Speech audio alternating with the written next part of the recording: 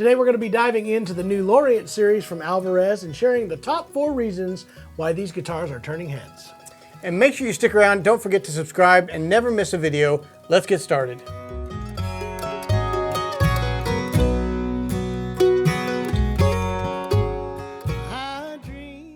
So let's get into the specs of this series here. These guitars come in at a price of $13.99 with a quadruple A Sitka spruce top. That is true. You're correct, Jer. 4 A's.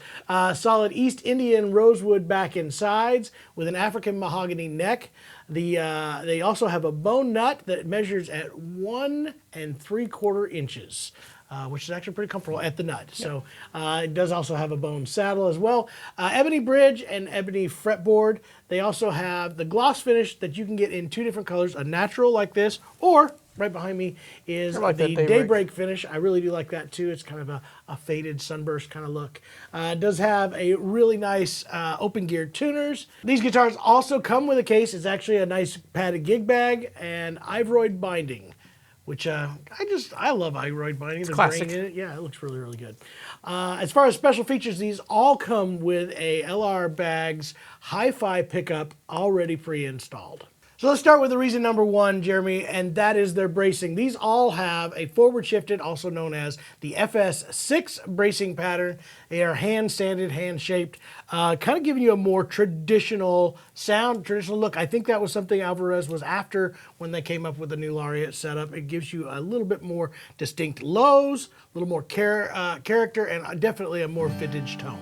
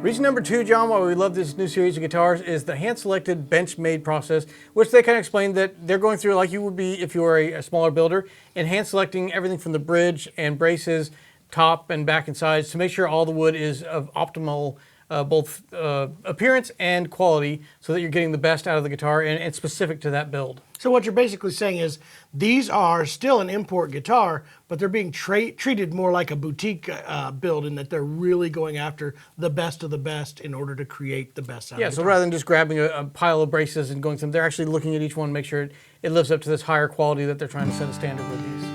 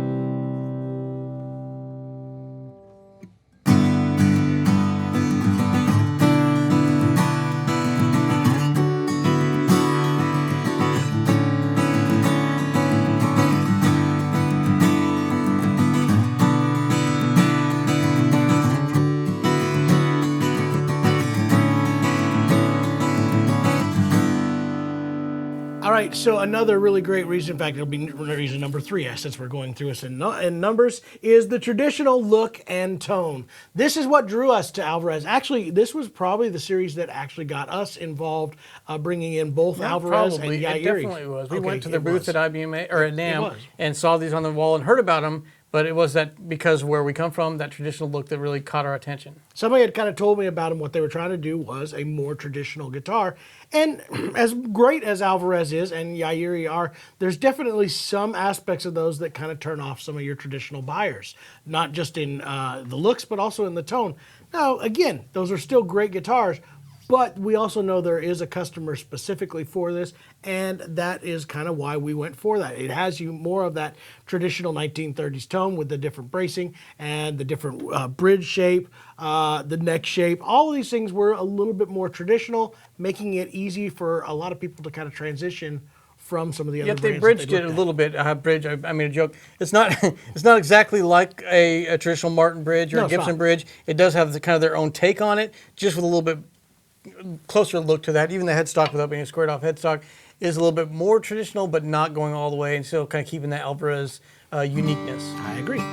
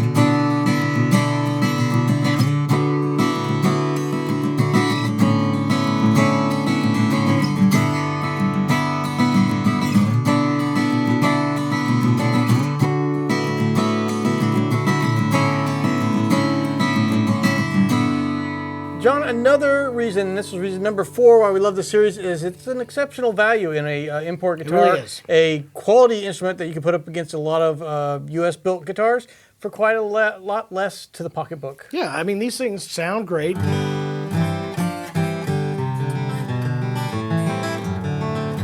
Yet they're not crazy amounts of money. I mean, this is like an all solid wood guitar, a lot of higher end appointments, looks great, plays great, sounds great, and is not going to break the bank. So that's an awesome deal to be able to get something with all those features at that price. And Alvarez has been known to have kind of a big gap between kind of that really entry-level instrument all the way up. Then you get it kind of has a big jump there when you get into the Yairi series. And this kind of bridged that gap a little bit and was kind of that balance between quality, performance, and then affordability. So it fits in a really nice spot in the Alvarez lineup. So all in all, I think this was one of those guitars that was a win for us.